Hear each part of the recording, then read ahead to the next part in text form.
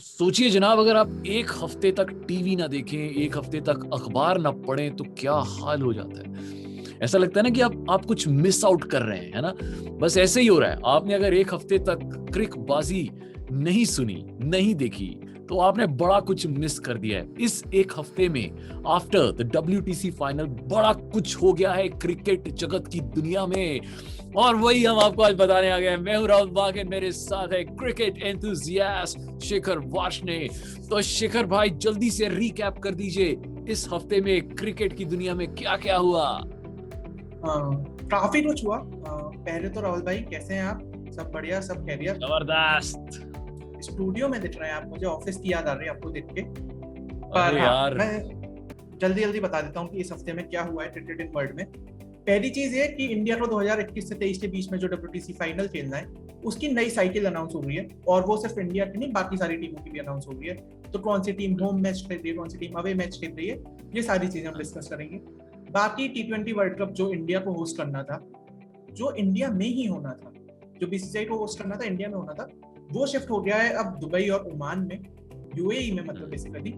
तो हम उसकी बातें करेंगे। बाकी खबरें ऐसी आ रही हैं सोर्सेज के थ्रू कि शुभमन गिल इंजर्ड है, जो इंग्लैंड सीरीज में खेलने वाले हैं। हाँ, तो शुभमन गिल इंजर्ड है, उसके बारे में बात करेंगे।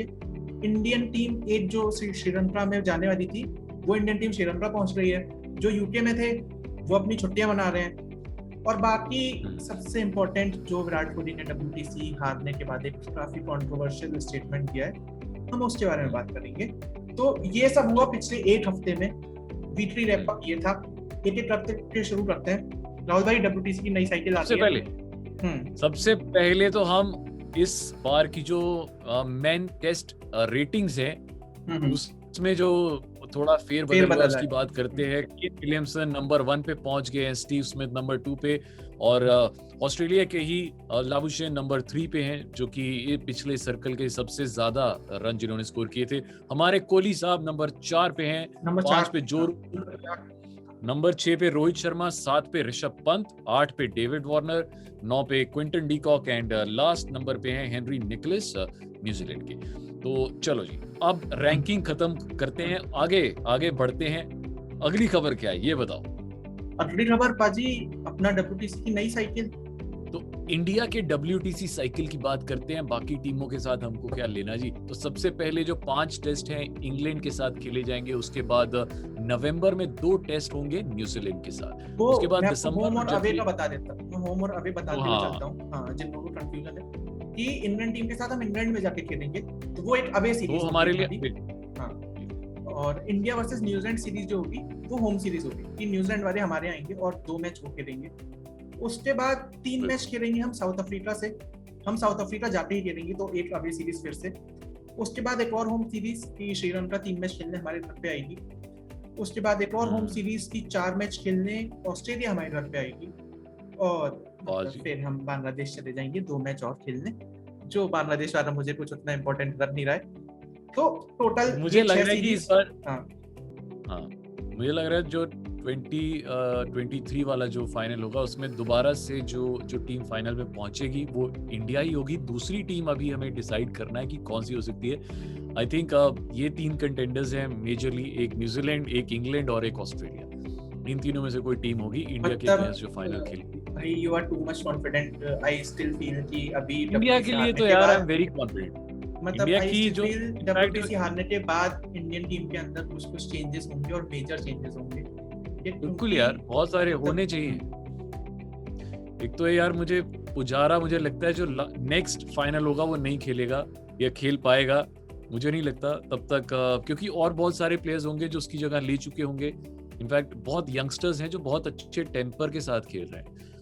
अभी जैसे शुभमन गिल, मुझे लग रहा है कि ये पूरी सीरीज नहीं खेल पाएंगे। तो बहुत सारे ओपनर्स हैं जो उसकी जगह लेने को तैयार हैं। मयंक अग्रवाल हैं, पृथ्वी शॉ तैयार है, केएल राहुल है।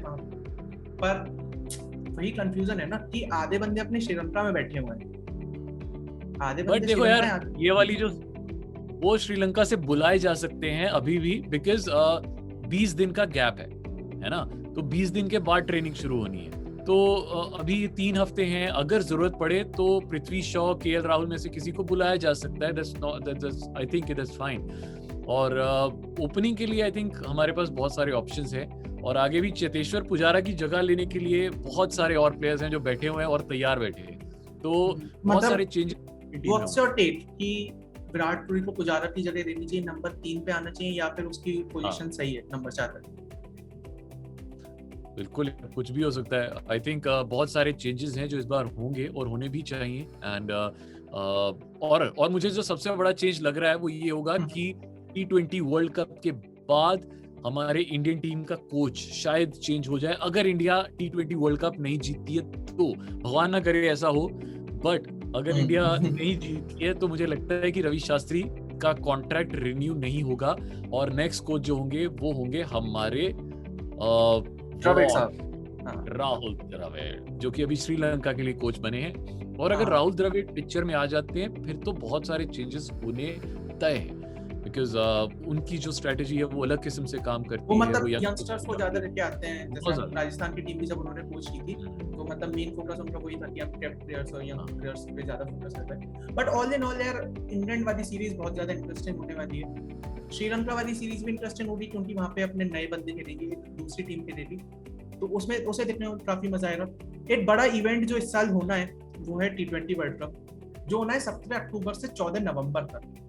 आइडियली वो पहले इंडिया में होना था, बट बिकॉज कंडीशंस यहाँ पे सही नहीं है, कोविड केसेस की वजह से, वो प्राइवेसी और सिक्योरिटी वाली चीजें, तो इस वजह से अब हमने शिफ्ट कर दिया है उसे यूएई में।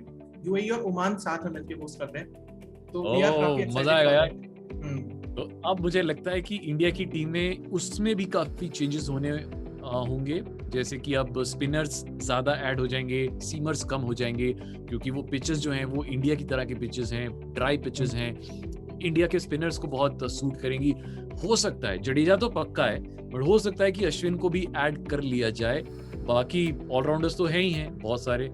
आई जेन्युइनली विश मतलब अश्विन का इंक्लूजन इन टीम, क्योंकि the way he performed in test matches से कोई विकेट नहीं पड़ा था अश्विन। यार चक्कर बता क्या है, हमारे पास इतने सारे स्पिनर्स है ना, अभी हमारे पास अक्षर पटेल है जिसको हमने बाहर छोड़ा हुआ अभी। मतलब अक्षर पटेल जिसने इंग्लैंड में 2 मैचेस जो इंग्लैंड के कितने बैठते हैं ना, अक्षर पटेल है अपने पास, कुलदीप यादव है, चहल है, अश्विन है, जडेजा है। जडेजा तो पक्का है because he is a bowling allrounder, और इस समय वर्ल्ड के नंबर 1 ऑलराउंडर है वो। बेन स्टोक्स को भी पीछे छोड़ दिया है, तो वो तो रहेंगे T20 वर्ल्ड कप।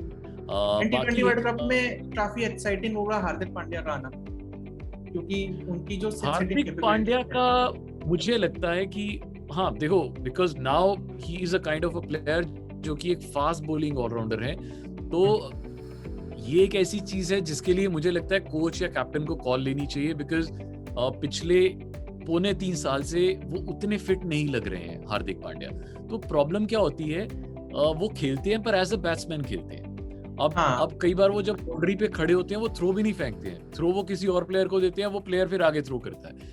तो ना ही वो थ्रो कर पा रहे हैं अच्छे से, ना ही वो because of his shoulder injury, पहले बैक इंजरी थी फिर शोल्डर इंजरी हो गई, ना ही वो 4 ही ओवर कराने, वो 4 ओवर भी नहीं करा पा रहे।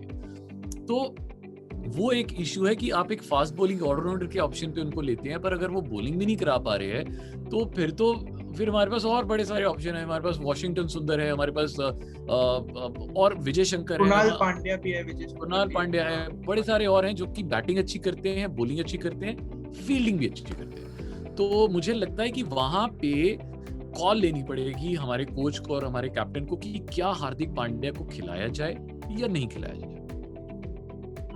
Now let's come to पिछले हफ्ते की हार, WTC की हार। उसके बाद खैर विराट कोहली का स्टेटमेंट ये आया कि आई डोंट थिंक कि एक मैच से डिसाइड होना चाहिए 2 साल लंबे इवेंट का रिजल्ट क्या निकल के आ रहा है। और उनका कहना ये था कि एटलीस्ट 3 मैचों की सीरीज होनी चाहिए। If it's a test match, if it's a test championship, तो फिर उसमें टेस्ट चैंपियनशिप जैसे रूल्स भी होने चाहिए, और it should test the temperament कि कौन सी टीम बाउंस बैक कर सकती है और कौन सी टीम नहीं कर सकती है। ओवरऑल ये स्टेटमेंट था, मतलब एनसेट वर्ड बाय वर्ड मत जाना आपको, बेसिक स्टेटमेंट ये था जो मुझे भी लग रहा है कि सही है। मैंने राहुल भाई ने भी डिस्कस किया था। इनफैक्ट कोहली की स्टेटमेंट को केन विलियमसन ने भी बैक किया है। उसने भी यही कहा है कि एक मैच से डिसाइड नहीं किया जा सकता है, तो बेस्ट ऑफ 3 होना चाहिए।